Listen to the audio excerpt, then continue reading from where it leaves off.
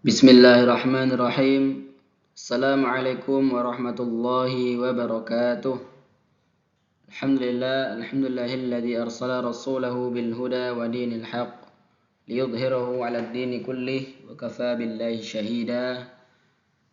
Asyhadu an la ilaha illallah wahdahu la syarika lah wa asyhadu anna Muhammadan 'abduhu wa rasuluhu la nabiyya wa la rasula ba'dah.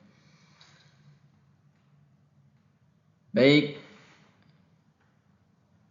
insyaallah pada kesempatan kali ini saya Yunus Hermawan dari Prodi Ilmu Al-Quran dan Tafsir semester 5 insyaallah akan mempresentasikan terkait dengan hadis jual beli khiyar majelis, yakni dari mata kuliah tafsir ahkam ayat ekonomi yang diampu oleh dosen Al-Ustadz Haji Sofyan Muhlisin LLB LLM. Baik, yang pertama adalah pembahasan terkait dengan hadis yang terkait dengan khiyar. An Abdullah bin Umar radhiyallahu anhuma an Rasulillah sallallahu alaihi wasallam annahu qala idza tabaya'a ar-rajulani fakullu wahidin minhuma bil khiyar ما لم يتفرقا وكانا جميعا أو يخير أحدهما الآخر قال فإن خير أحدهما الآخر فتبايعا على ذلك وجب البيع رواه البخاري والمسلم. Kemudian hadis yang kedua, wa fi ma'nahu min hadis Hakim bin Hizam qala Rasulullah sallallahu alaihi wasallam al-bay'ani bil khiyar ma lam yatafarraqa aw qala hatta yatafarraqa fa in sadaqa wa bayyana burika lahuma fi bay'ihima wa in katama wa kadzaba muhiqat barakatu bay'ihima rawahul Bukhari. Arti dari hadis yang pertama tadi, jika dua orang melakukan jual beli, maka setiap orang dari mereka memiliki hak khiyar selama belum berpisah dan mereka bersama-sama dalam satu tempat atau satu majelis. Atau salah satu dari mereka memberikan khiyar kepada yang lain. Maka jika salah satu dari mereka memberikan khiyar kepada yang lainnya, kemudian mereka melakukan transaksi jual beli atas khiyar tersebut, artinya sudah terjadi jual beli. Bila mereka berpisah setelah terjadi jual beli, maka salah satu dari mereka tidak meninggalkan jual beli, maka telah terjadi jual beli. Hadis riwayat Bukhari dan Muslim. Kemudian hadis yang kedua, artinya pada awalnya makna hadis ini diriwayatkan dari Hakim bin Hizam. Dia berkata Rasulullah SAW bersabda, kedua orang penjual dan pembeli masing-masing memiliki hak pilih atau khiyar selama keduanya belum berpisah. Bila keduanya berlaku jujur dan saling terus terang, maka keduanya akan memperoleh keberkahan dalam transaksi tersebut. Sebaliknya, bila mereka berlaku dusta dan saling menutup-nutupi, niscaya akan hilanglah keberkahan bagi mereka pada transaksi itu. Muttafaqun alaih. Makna global. Yang pertama, dalam jual beli yang dilakukan tanpa pertimbangan, penjual atau pembeli dapat merasa menyesal karena kehilangan tujuan. Oleh karena itu, syariat Islam memberi kesempatan untuk membatalkan kontrak selama mereka masih dalam satu majelis. Jika mereka berpisah atau melakukan transaksi tanpa opsi pembatalan, kontrak dianggap sah dan hanya dapat dibatalkan dengan kesepakatan baru. Nabi mengajarkan pentingnya kejujuran dalam transaksi untuk mencapai keberkahan serta perlunya mengungkapkan cacat barang. Sebaliknya, menyembunyikan cacat dan berbohong menyebabkan kerugian dan hilangnya keberkahan yang berdampak negatif di dunia dan akhirat. Barang siapa yang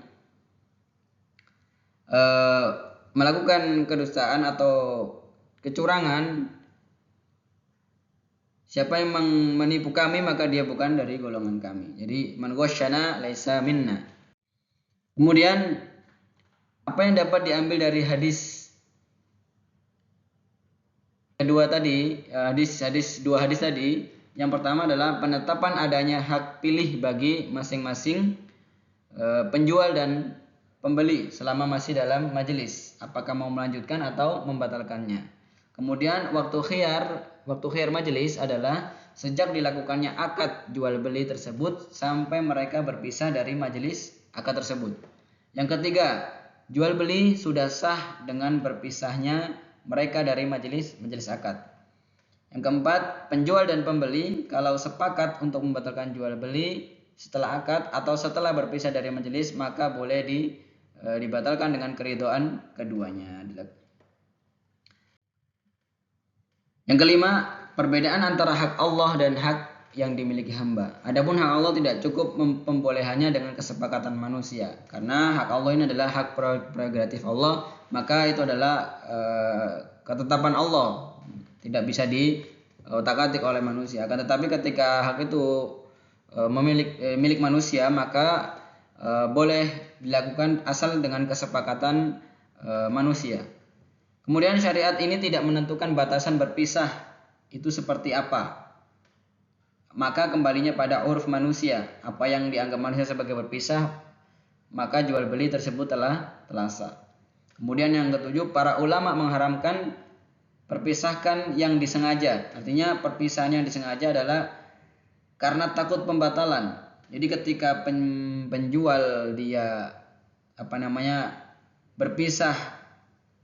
berpisah karena takut akan sang pembeli tadi membatalkan pembeliannya, maka hal itu diharamkan tanpa menjelaskan kecacatan barangnya. Yang kedelapan, kejujuran dalam bermuamalah dan menjelaskan apa yang ada pada barang dagangan menyebabkan datangnya keberkahan di dunia dan di akhirat. Sebagaimana kecurangan, kedustaan dan menutupi aib yang ada pada barang yang dijual sebab terjabutnya keberkahan. Jadi ketika kunci daripada bermuamalah, berjual beli itu adalah kejujuran dan amanah. Dan sebaliknya, ketika sebuah transaksi jual beli dilakukan dengan cara yang curang, yakni menutupi barang-barang kecacatan, kemudian berbohong, mengurangi timbangan dan sebagainya, maka itu adalah akan terjabutnya keberkahan di akhirat nanti. Mereka Allah akan memberikan azab yang pedih baginya, dan juga rugi di dunia. Ketika tidak menjelaskan kecacatan barangnya, maka sang penjual akan mendapati kerugian, karena pasti pelanggan akan tidak merasa puas dengan apa yang mereka jual, gitu ya. Maka kejujuran dan amanah ini sangat diperlukan dalam transaksi jual beli.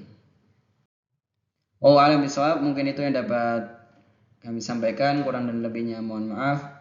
Billahi taufiq wal hidayah. Assalamualaikum warahmatullahi wabarakatuh.